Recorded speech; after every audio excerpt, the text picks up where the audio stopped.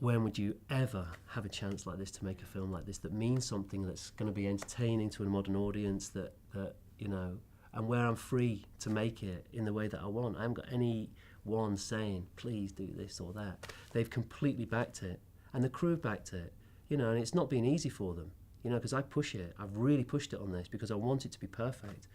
And I've never walked away. I mean, not that I ever do, but I never walked away from a scene that we haven't absolutely nailed. I worked with a casting director in London called Shaheen Beige, who had always said that me and Idris would really get on well.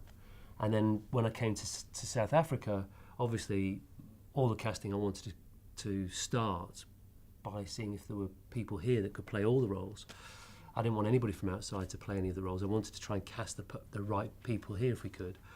So Moon Lee, who's the casting director here, and I went on this big search. We saw a lot of people, and there's fantastic talent.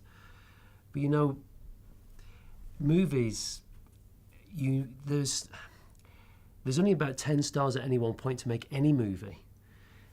And to make a movie about Nelson Mandela, yes, it would be fantastic if they were South African, but it was more important to me to catch the spirit of Mandela, and to have a person that could play that role and really get into that.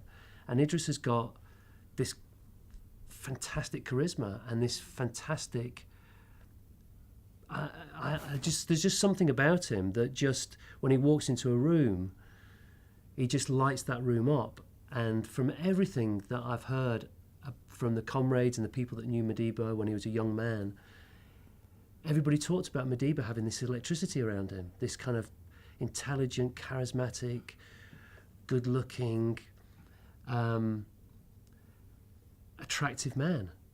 And Idris certainly has that.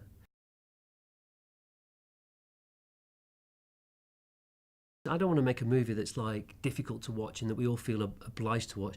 This is a roller coaster. Mandela's life is a roller coaster. I mean, just the things that happened before he went into prison, the things that happened during prison, when he came out at 70, what he was faced with. You know, that period of time in the early 90s was the most turbulent times in history, and we deal with all that. And Mandela has an amazing. I mean, I met him, you know, recently, just before his 94th birthday, and he has got electricity around him. He's got energy around him.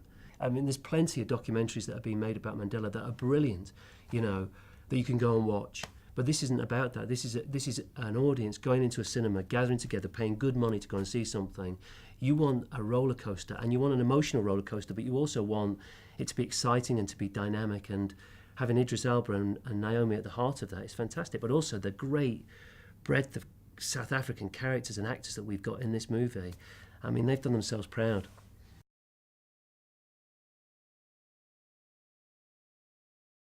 I had a perception about Winnie Mandela through the media that wasn't what I experienced when I was with her. And then the other big surprise for me was the early 90s. I hadn't realised, when he came out of prison, I hadn't quite realised, I was at college at the time, and I hadn't quite realised how, at 70, that descent into madness and that kind of the country really on the brink of, you know, a bloodbath, basically. And he was able to pull that round.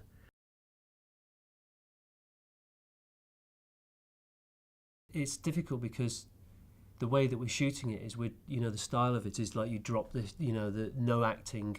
You don't want to see the direction. You don't want to see, you know, the art direction, the costumes. You just want to drop the camera into these worlds. So.